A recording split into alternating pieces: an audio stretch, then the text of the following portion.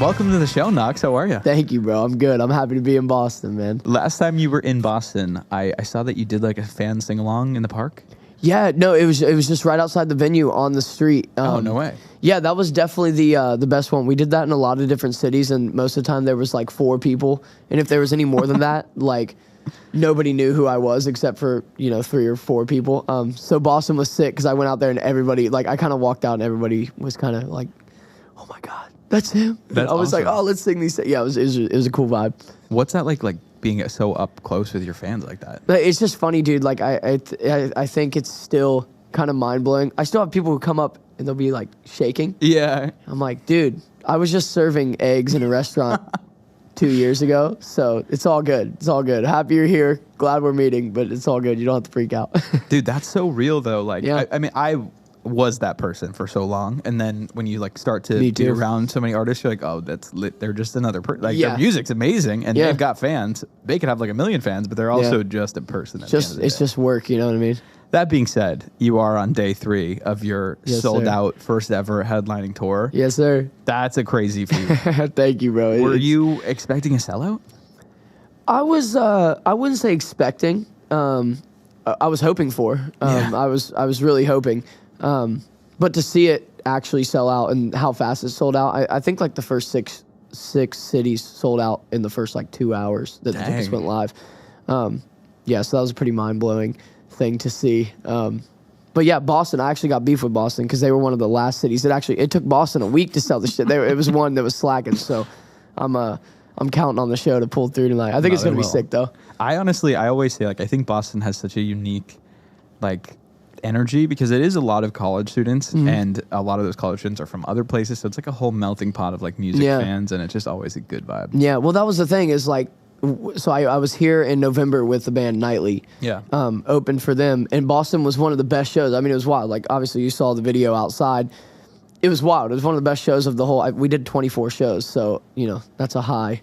You know what I mean? And Boston was 6. So then when it took a week to sell out, I was like, where are my Boston people at, dude? I was like, that show is fire. What are we doing? So, yeah, tonight's gonna be sick. I'm really stoked. Can you tell me about like the shenanigans you got into last night with the basketball hoops? Yeah, so me and Mikey, we literally got a like toy hoop, brought it outside. There were some merch guys, the Fenway brothers actually. Yep. I'm plugging them because they were super sick, dude. They were really fun. Yeah, we brought a hoop, and we told this guy's name was Tommy. He was probably 55 years old, 60, out there Yeah. selling hoodies and stuff. And we were just like, if you, I told him I was a Laker fan, diehard like LeBron fan. And I said, if you beat me, I'll buy one of those LeBron Sucks shirts. And then this 60-year-old dude whipped my ass, dude. I was pissed. Yeah, and he beat me, and so I put the shirt on and got this Boston hoodie. And I don't have any other clothes, so I'm wearing it still. But I guess there's no better time to be wearing one. Hey, no, we appreciate. Thank you for stimulating the local economy. For sure, We bro. appreciate I'm here for it, bro. I'm pretty sure like everything that they sell is illegal, but thank you for supporting the illegal activity. Yeah, of course. I'm here for it. No, but obviously you're on the headline tour. I'm kind of curious, like what kind of training goes into that? Like, what did you have to do to prepare for it? Dude, I mean, to be honest, for this one, pretty little. Really? We didn't do a whole lot, mainly because the set is not too far different than the one we did in November. And, once you rip 26 shows in a row like that, it's just kind of melted into your DNA. Yeah. So the one thing that we did have to learn is, like, this time we have a lighting show, transitions in between songs and stuff. So it was more so just, like, learning timing. Yeah. Than anything. And then, for me personally, I just have to kind of get my voice ready and staying hydrated. And, I have a little routine that I've made up myself of like throat coat teas and honeys and ginger shots and all sorts of shit. But yeah, I mean, it's working so far. So Do you have like a cool down that you got to do? no, yes, there is one I'm supposed to do, but I never do It's it. a matter And of if you actually do it. yeah, bro, and I'm always supposed to. I feel so bad because on this tour, it was like, so on the last tour that we did, I always did the meet and greet after the show, would be at the merch table, meet everybody that I could. And dude, I'm not even lying. That is harder on your voice, meeting people, Really? than the entire show is. It's kind of crazy. Like just talking to people in general after is just like, it's crazy because you're so exhausted after the set, and then you kind of have to talk loud because you're in a loud environment. So on this tour, I was told like, hey, you can't be doing meet and greets. There's going to be too many people. Like you're just, it's not realistic to do.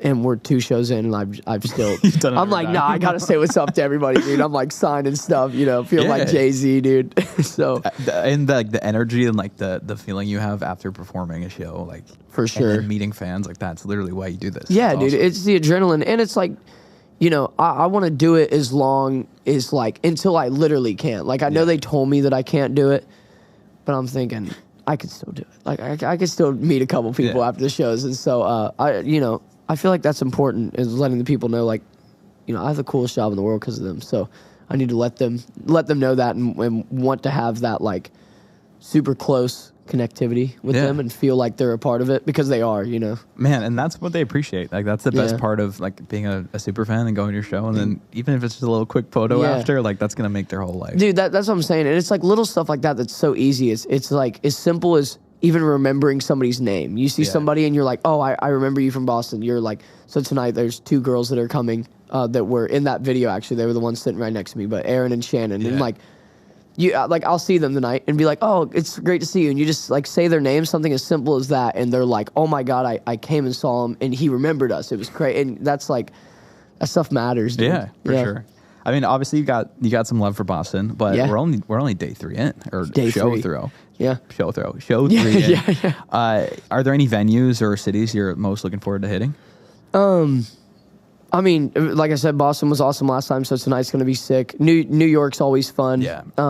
Strangely enough, like, it was just so unexpected, but DC was insane in November.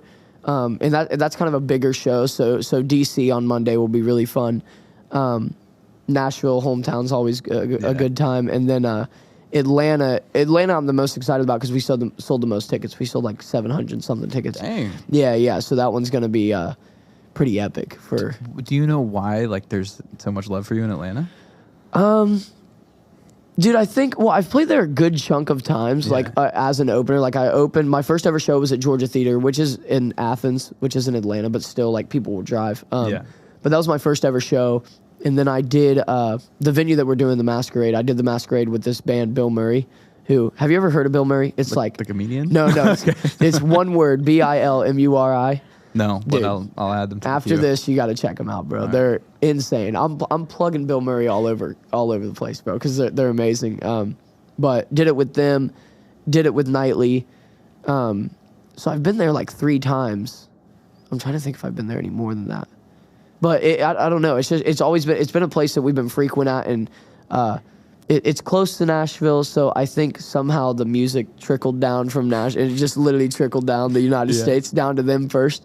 But yeah, they always treat me well, and the last show we did there was absolutely wild. So yeah, I think it's going to be a really good time. Cool. It's cool that you're making your return to the cities and the venues just keep getting bigger. Yeah, man, it's wild. So much so that you're not allowed to hang out afterwards. That's what I'm saying, bro. I really don't know what's happening. It's really crazy. I still don't think it's like hit me yet. I'm not sure if it ever will, to be honest. Yeah. So I mean, before all of this though, you weren't necessarily planning to be a solo artist, correct? You were a songwriter? Yeah, dude, this is all, I'm not even lying when I say this. This is like all an accident, bro. I moved to Nashville in 2020, and the whole goal, or actually 2019 is when I moved, and the whole goal was just like working music. And I knew the one thing that was like working for me was just writing songs.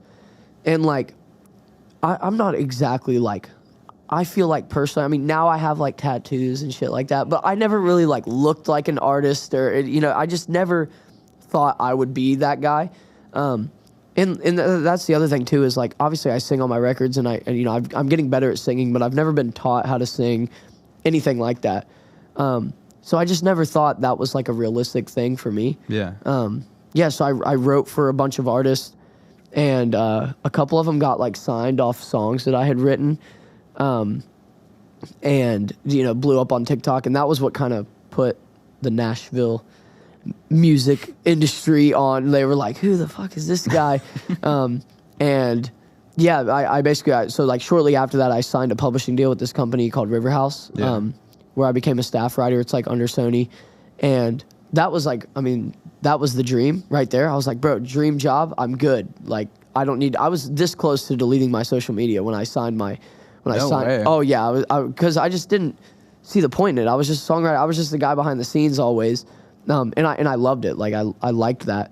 And then when I made my first EP, it was really just 7 or 8 songs that I thought were sick.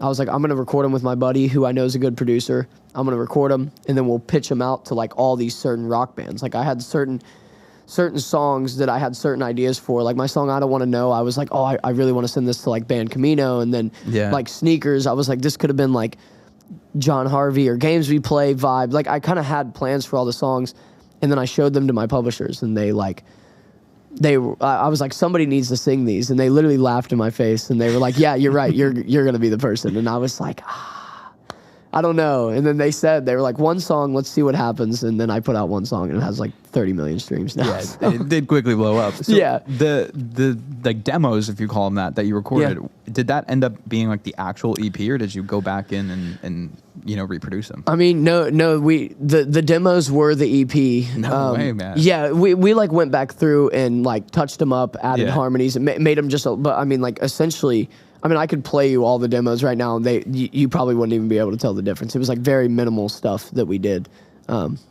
Yeah, and we literally, me and my buddy, his name's Cam Becker. He's like the guy who produces all my music. We no joke. I know people say this to like be dramatic. We literally in Columbus, Ohio, we recorded the songs in his parents' basement for a week. Like no exaggeration. It was really wild. So, and that was like kind of the thing too. Like my managers and my lawyers were kind of telling everybody, they're like, they made these in a basement, and that was like the big thing. It was funny, dude. That's awesome. Yeah, that is such a unique story. Most of the time you hear people who are like, trying so hard and eventually something comes across their way and it works out, but it seems like yours just kind of like organically fell into place. Yeah, man. And I got really lucky too, because, a lot of people start on TikTok, and that's like, it's kind of hard to break out of that and be more than just like somebody on TikTok. I feel like that's like a thing that TikTok has made difficult for artists. But I just got really lucky, man. Like I made TikTok, posted the video, and like 2.5 weeks after my first video went like properly viral, like did like 2-3 million views. Like 3 weeks later, I was on tour with Band Camino. So as I was like having a viral moment, I was also put in front of real people. Yeah. Which I think really helped build like and start like a solid foundation of people that were actually tuned in, instead of just seeing 15 seconds on their phone and scrolling past it and hitting follow, and so yeah, I got really lucky, dude. And then seeing you live too, like you saying like, no, actually I know how to do all this. I can play out. Yeah, I mean, dude, it's easy to, when you love the songs and you see people having fun, it's so easy to be like confident on stage and stuff like that. The only show that I can't watch myself on stage was the first show at Georgia Theater that I was telling you about, like, because I had never done it before, like properly, and I didn't know if anybody was gonna like the songs, because at that time, like, Sneakers was the only song I had out. Like, they had never heard anything else. So I like went to those shows and I was like, hey, I have one song, but here's my whole EP. I'm gonna play them all for you. I hope you like it. And so yeah, that first show was terrifying. Hey, only one green show. That's not bad. Yeah. So it went well after that, thankfully. I mean, it could have gone the complete opposite. So I'm thankful, bro. How was like the transition for you from, like you said, being behind the scenes, almost erasing social media, to your very first like debut single now having like millions of eyes on you? Yeah. Was that hard to adjust to, or did it just kind of feel normal? I mean, hard. No, but like, dude, just weird. Yeah. It was just weird, bro. Like I went from being in Nashville to being this guy that nobody knew. Like, other than people that worked in music, like people knew I was a songwriter, but I didn't actually have like, even after writing songs that helped people get signed, like I really didn't have much going on. Like I was just a guy that wrote songs, and thankfully I got paid to do that. But that was it. And dude, it was so weird. It happened to me on a family vacation. And so, like, I left Nashville, the video went viral, and I came back, and everything was completely different. I'll never forget, like, going out with my friends, like, the Saturday I got back from this vacation, and just, like, walking down the street, I'm, like, piss-hammered with some dudes, and like, 7 people on the street are like, yo, do you sing that Sneakers song? And so it was, like, weird. It's like there's this version of me that existed before I left for that vacation, and then a version that existed after. And yeah, it's a weird adjustment, especially in Nashville. Like, it's easy to, now there's like a lot of eyes on you in Nashville. But the weird thing about it is that nobody in Nashville is going to come up to you and say it. They'll just watch you from afar. So it's kind of weird. You like never really know who knows you in certain places. So yeah, that's kind of the only adjustment. But it just comes with it, baby. You know what I mean? You don't really have a choice but to get used to it. That is true. Yeah. Well, I love that that's happening for you, but at the same time, I heard you say in an interview that your dad saw you perform live, and he goes, "Yeah, that'll do it, bro." That's such a dad response. Bro, it's so funny, man. My mom. So my mom thinks I'm a literal famous person. Like, especially now that I'm on the radio, my mom thinks that I like can't go out in public, which is like I maybe get recognized once a week, unless obviously at a show, like. But like literally never, like everything's very normal. And then my dad is the exact opposite, where my dad refuses to let me think that I'm like cool at all. Yeah, so the first show was like 2,000 people. I was like, "What'd you think?" And my mom's like crying. Yeah. And I asked my dad. I was like, "Yeah," and he was like, "Yeah, that'll get it done." Nice. I was like, all right, buddy, sick. Keeps you humble. Yeah, 100%. But now you're tatted up. So I'm tatted up. You're officially a superstar. That's what I'm saying. think the coolest thing about the tats are they're all based off your original music. Yeah, a lot of them are. Yeah, most of them are. I have, let's see. I don't think any of them actually are on this song. Oh, well, I have one up here that's like, it's like, so the 1975, like how they have the box? Oh, yeah. I thought this was like genius. Some people tell me that it's dumb, but I got the box, but then it has the word "not" in it. So, you know what I mean? Cheeky little jokes. But yeah, I got that. I got a love letter. I got the roses for How to Lose a Girl. And then I have like, everything's like kind of memorable. I have like the greater sign and a 3, like for Nightly. That's what they use. So since I did that tour, I have that. And then I'm like a big Marvel nerd. So I have like a big Loki logo on my arm that my mother hates, dude. She thinks it's so, it kind of looks like devilish, dude, in this weird way. Low-key satanic. Yeah, exactly. But I'm like, no, he's just a Marvel character. It's all good. She thought it was like a devil worshiper for a second. I was like, hey, relax, bro. You're not there yet. Not there yet, exactly. 3 more years in the spotlight. Yeah, I'm waiting for the Illuminati to call me still. Like, it hasn't happened, but I'm counting on it. Oh, it's all right. Is that something you're going to continue doing? Just getting tatted up and stuff? Yeah, dude, I think it's cool. And like, I weirdly, so I'm like, I'm kind of soft, dude. I'm not a very tough guy. I write love songs, for God's sakes. Like, I'm not a very tough dude.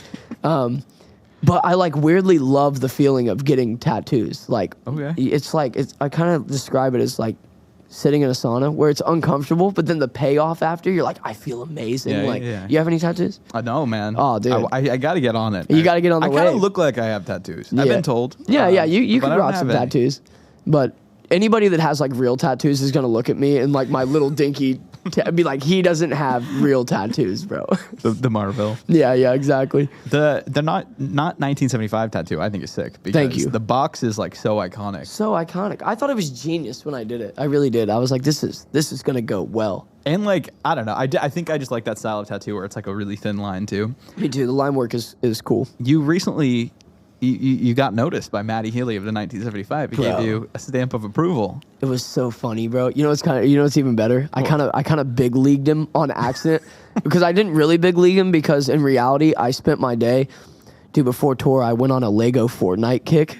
It was bad, bro. Been there. Bro, it was bad. I felt like a 12-year-old kid. I'm literally like building a city with my 30-year-old cousin who lives in Toledo. Dude, we were grinding, bro, and. I spent my entire day playing this. So I didn't even know that Matty, I hadn't been on my phone all day. I responded like 8 hours later, bro. Like I had no idea he had messaged me.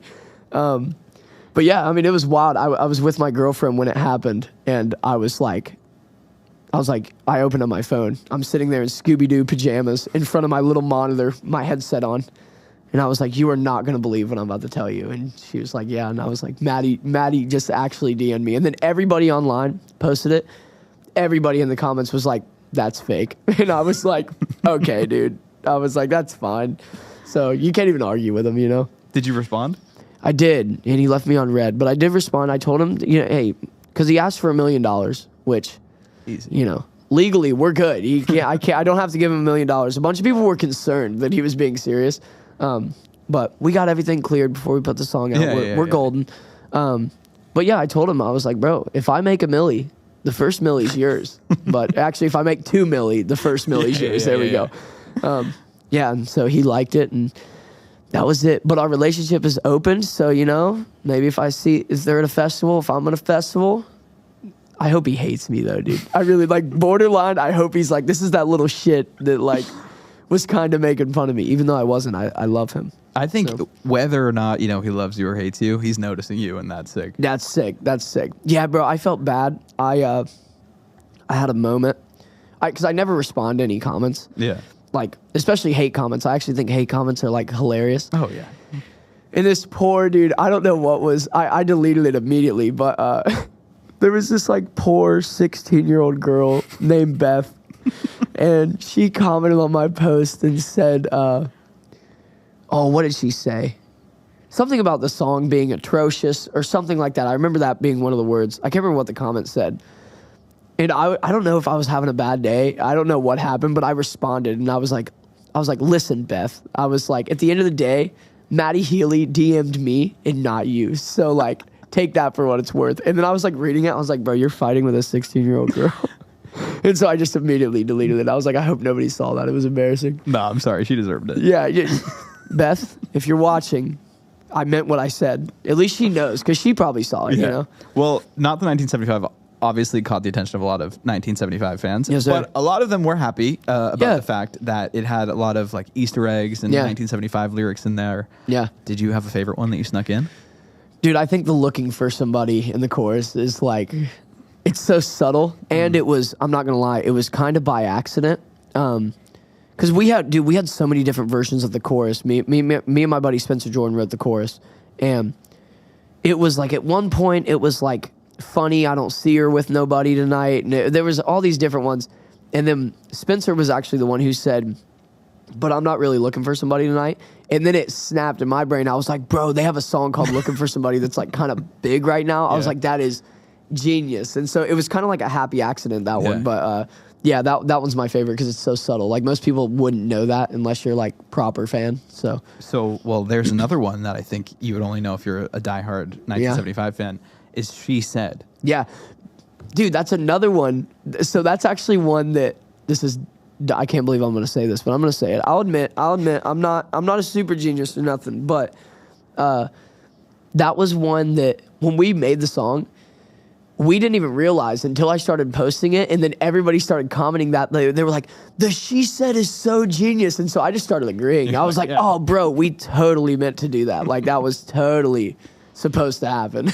I was curious about that because I saw like way early on you like teased it probably before. I don't even think you like had a demo for it. I'm talking like on acoustic guitar. You saw it, dude. That was the second that I came up with that line, dude. It's so wild. I knew because I started the whole thing with She Said I Like Your Confidence, but you're not the 1975. Just that little thing was stuck in my head one morning, and I posted it on TikTok, that video, because I knew there was something in that could be really cool and really special. And then I posted that, and we didn't write the song, like actually properly make the song for like 2 more months after that. But I knew there was something cool in that. That's sick that you've seen that video. I was showing that to some of my radio team yesterday, that OG video. So that's funny that you bring that up. I love a full circle moment.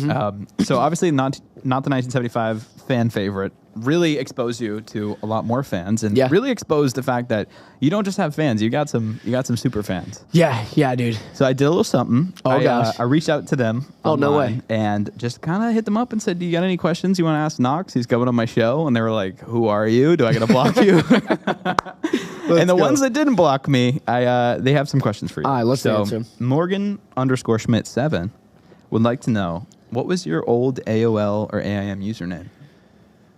I didn't even have one. Really? I swear. I've always... Oh, wait. I about just said my email on this. That would have been bad. I almost just said my actual email. But no, I've never had one. Really? And shout out Morgan, though. She was at the Columbus show. I remember her from the Columbus show. There you go. Did you ever have my iCloud? I'm 27 now. I got my first iPod when I was maybe 11 or 12. Yeah. And it's Yankee Hater because I'm from Boston, and it's still that. And like if I have to go to like the Genius Bar, I'm like, it's Yankee Hater 1400. That's so funny, love dude. The Yankees. That's funny. No, I never had any like cringy emails or anything. I was one of those where when I had like when Black Ops and MW3 were out, I had one of those sweat names. I was XX legit underscore GoPro XX. Like I was a fucking douchebag, dude. That's an intimidating username, though. Dude, I was terrible. By that, that was the thing. I'd like had that, and then I would like my KD was like a 0.6. Dude, I was awful at Call of Duty. All my friends hated playing with me because I was so bad. That's hilarious. Kiki Lehrer wants to know: is there a song by another artist that you love that you wish you had written? Oh, another song that I wish I had written. There's a lot of them. I'm trying to think of what is like the one. Dude, to be honest, there's a song by, the band Valley? Yeah. Love Valley. I think they're right on the pin somewhere. Oh, really? Yeah. No way. Dude, weirdest set. Well, actually, I'll tell you the song first, but they have a song called Lost in Translation. It's like their title track. It is amazing, dude. It's like, and I could be wrong. Like, I could be wrong of what this is about, but I'm pretty sure the song is just about being, like, on the road and being gone. And so every time, like, when I'm, like, riding to the van to leave for tour, I'm just, like, blaring that song, and I'm just, like, basically in tears. It's a great song. It's really good. And I just, like, they did a really good job of, like, capturing that feeling. I'm like, I wish I could have made something like that. I've tried to make something, like, kind of in the realm. Yeah. And I'm like, it's not as good as that, so I can't, Maybe you'll get inspired after this tour. Exactly, hopefully. Catherine X Marie 28 wants to know, what was your favorite song to make? Favorite song to make? Honestly, so probably this is actually really cool. So my song "I'm So Good at Being Alone," kind of a slept-on song, by the way. If you're watching this, please go listen to it. It doesn't have a lot of streams, and it needs more. It's good. It's my favorite. But that was really cool because I made it with these producers, Captain Cuts. And in 2020, they put out a song that they made with Chelsea Cutler, right? Yep. That was like my most listened to song. It was called Sad the Night. And that's such an awesome song, by the way. Yeah, dude, it's so sick. And so they made that song with her. So one, it was already really cool. It was like my first ever time working with them. And it went really well. Like, obviously, we made a song that's now the name of my tour. So it was sick working with them because I was like, man, I've been big fans of you guys forever. But it was sick because, so in the chorus of that song, how it has that like synth that's like dun dun dun dun. Dude, when you said that, I was literally gonna be like yeah. So that sound, I was telling them in the session, I was like, dude, I kind of like, once we had made the song and kind of settled in, and we kind of hit the point of like friendship. Yeah. You know what I'm saying? I kind of just had a moment. I was like, guys, I just got to let you guys know, I have been like a huge fan, and so making this with you guys today has been so sick, so much fun. And then I brought that up. I told them, I was like, I told them about Sad the Night, and I said, the sound that you use in that chorus, the dun-dun-dun synth, I was like, that is the craziest sound that has ever been used in a song. And Ryan, the guy who was producing it, one of the Cuts guys, he was like, oh, bro, we have it right here. And he took that exact sound that they use in Chelsea's song, and put it in I'm So Good at Being Alone. So in the verses, when you hear the dun-dun-dun-dun, it's the exact same sound that they used in Sad the Night, which I was like, that's wild. I gotta go back and listen to it. Yeah, yeah. When you hear it, you'll be able to tell. Especially in the second verse, they like bring it up, and it's like dun dun dun dun.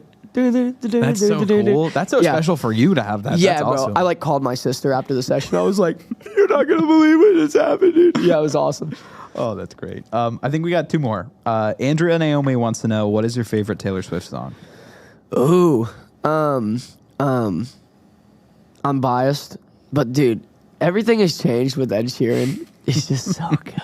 Bro, it's so good. It's great. So, but if I'm going just normal Taylor Swift, and this is a like maybe a sleeper, but Welcome to New York, fire, dude. Are you gonna listen to that when you pull up in New York on time? Every time, dude? Welcome to New York. It's been waiting for you. It's so good, dude. It's so good. Sleeper. Oh, that's awesome. Yeah. I lied. Actually, there are two more now. Okay, let's run it.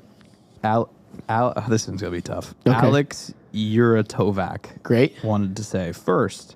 Just wanted to say Chicago absolutely rocked, and I'm so glad you love my tat. Next, what song have you seen people connect with the most? Probably.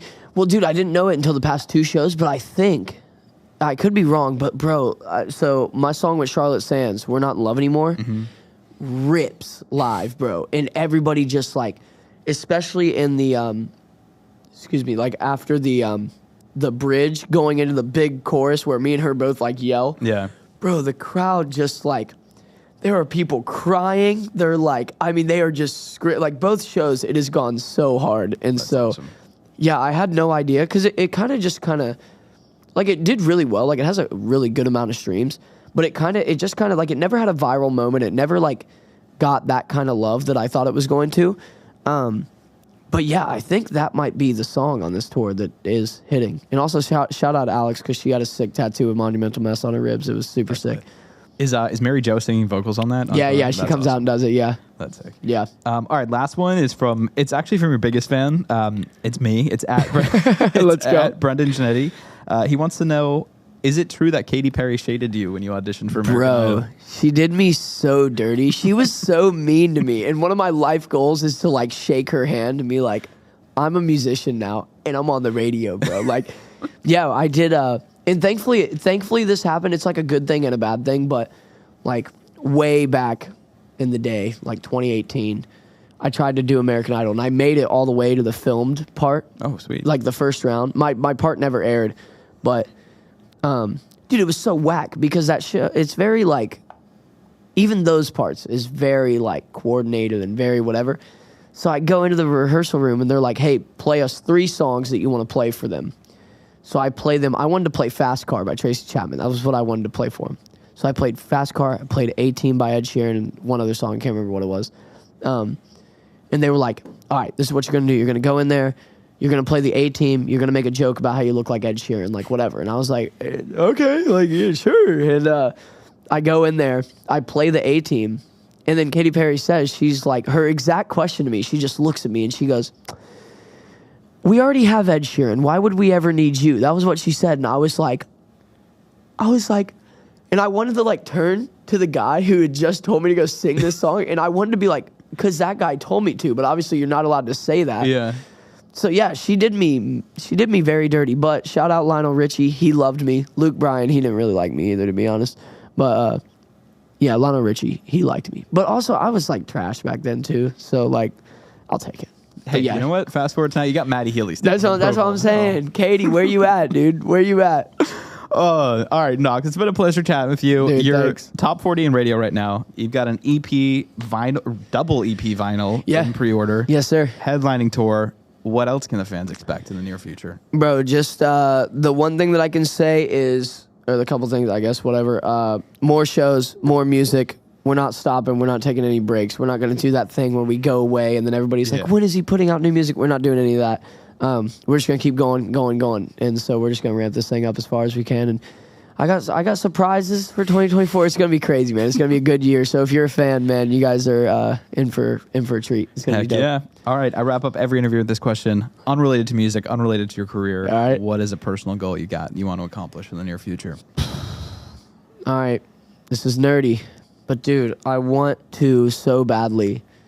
So I want to get a house. That's the simple one. I want to buy a house. I live in a 1-bedroom apartment. Yeah. I have a dog, not really the vibe. But I need a house because I want to be one of those people on Instagram that has a full Lego room, dude. It's like you build the Lego city.